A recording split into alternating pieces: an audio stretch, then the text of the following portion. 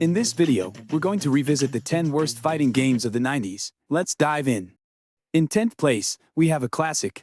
We're talking about Pit Fighter, the game that tried to be realistic, with digitized graphics that looked more like bad photocopies getting into a beating. Pit Fighter is a fighting game released by Atari Games for arcades in 1990, with console ports following in 1991.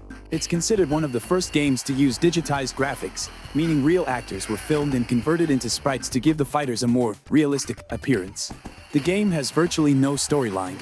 It takes place in an underground world of illegal street fighting, where three playable characters, Buzz, Ty, and Kato, compete in brutal tournaments held in alleys, warehouses, and nightclubs, all for money and street respect. The game was riddled with bugs. Many attacks would pass through opponents without effect, enemy movements would sometimes teleport, and the game often lagged during intense moments.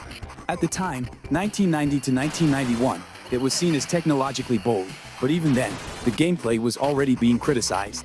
It stood out for being different, but quickly lost relevance with the release of more polished and deeper fighting games. And in 9th place we have War Gods is a 3D fighting game developed by Midway, the same company behind Mortal Kombat. It was first released in arcades in 1996 and later ported to the Nintendo 64 and PlayStation in 1997.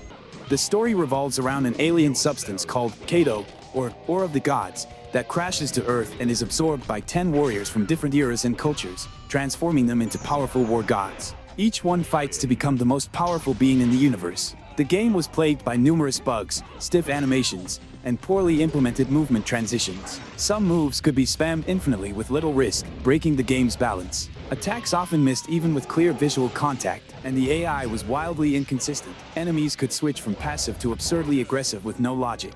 War Gods tried to combine the emerging 3D mechanic seen in other games at the time, and failed. It was a soulless visual spectacle, with wax-like character models and controls that felt like they were crafted by distracted gods. In 8th place, we have Tattoo Assassins was conceived as a response to the success of Mortal Kombat 2. It was supposed to be released in 1994, but only a few prototype cabinets were made for expos and arcade testing. It was never officially launched. The storyline revolves around a mystical substance called the Gink of Guys, which brings tattoos to life, turning their hosts into warriors with special powers. You play as one of 9 fighters on a mission to defeat Kulden and his followers in a journey packed with bizarre finishers. The game was full of bugs, distinct controls, dumb AI that allowed move spamming, and slow, clunky animations. It boasted over 200 fatalities, but only a few of them worked, and many were just plain weird: nudity, flaming turkeys, hamburgers, even a DeLorean cameo. It used digitized sprites, but with poor quality, stiff animations, and awkward photo edits that made the characters look like wax figures. To this day, it's remembered as the worst Mortal Kombat clone ever made.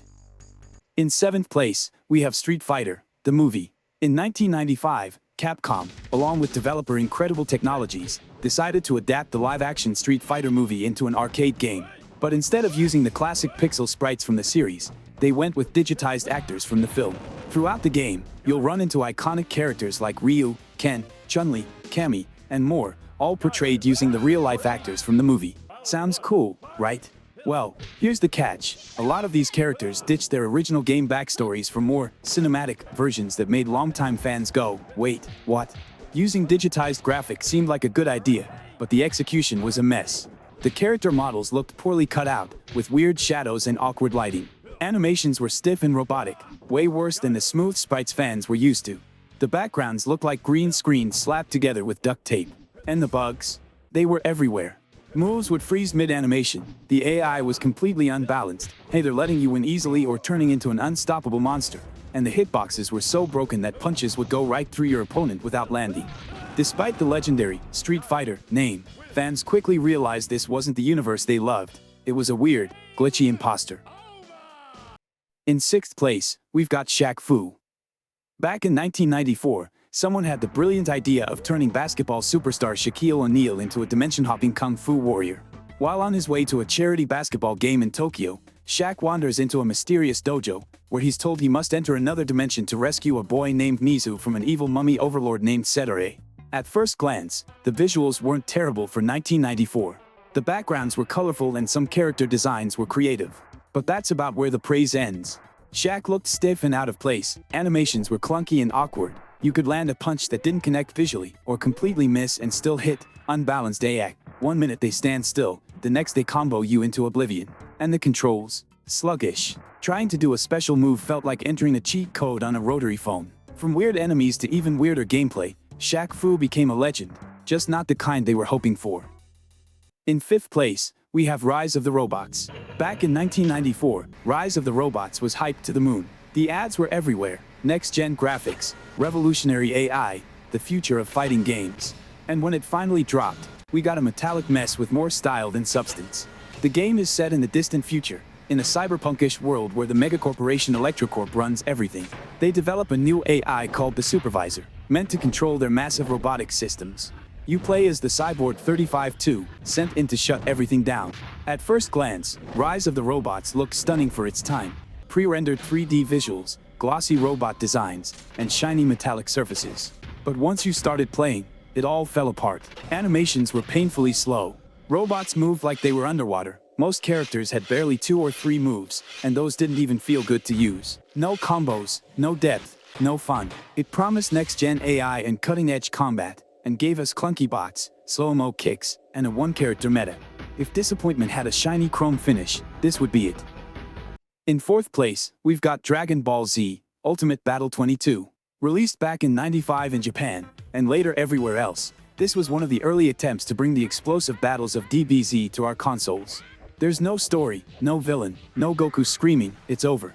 Just fight after fight, with no soul. It boasted a huge roster of 22 playable characters, a number that was pretty impressive for its time. The game's combat was often slammed for being slow, stiff, and imprecise. Characters could feel unbalanced, and the AI was easily exploited. The character sprites looked awkward and disproportionate. Backgrounds were bland and static, and the special moves, the signature Kamehamehas and final flashes, landed with all the impact of a wet sponge. It just didn't feel like Dragon Ball. Often looked underwhelming, failing to capture the explosive power we expected. Despite its gameplay issues and basic graphics, this PS1 title introduced a vast character roster to console players. It remains a powerful dose of nostalgia, showing how even early, flawed attempts paved the way for the series' future evolution. In third place, we have Kasumi Ninja. Released in 1994 for the Atari Jaguar, Kasumi Ninja is a one-on-one fighting game where players choose one of 9 available characters and face off in static arenas. It promised intense martial arts action and digitized violence. What players actually got was, well, a digital disaster. The story? Some vague nonsense about an ancient evil returning, and it's up to you to stop it by fighting through a goblet of weird warriors in various themed stages. Too many bugs. The controls are stiff, unresponsive, and full of delay. Jumping is floaty, attacks have 0 weight, characters randomly teleport, hitboxes are wildly inconsistent, and sometimes you'd win or lose for no clear reason. The AI fluctuates like crazy, passive one moment, brutally aggressive the next. Despite all its flaws, Kasumi Ninja remains a notable, if infamous, part of the Atari Jaguar's very limited game library. Today, it's remembered more for its quirks and failures than for any fighting finesse. In second place, we've got Killing Zone. Released in 1996 for the PlayStation, Killing Zone is a 3D fighting game where you control various mythological and horror-inspired creatures. Think zombies, minotaurs, werewolves, and even a knight in armor, battling it out in clunky, polygonal arenas. The gameplay is painfully sluggish. Movements feel like they're underwater. Attacks have huge delays, combos barely exist, and the controls are so unresponsive it's hard to tell if your input's even registered. Every fight feels like a slow-motion brawl between statues.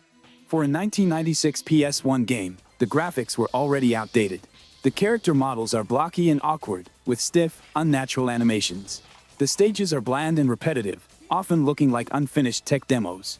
The sound design doesn't help either. Repetitive grunts, uninspired music, and effects that sound like someone banging pots and pans in a garage. Killing Zone wanted to bring horror to the fighting genre, but instead, it delivered a frighteningly bad experience.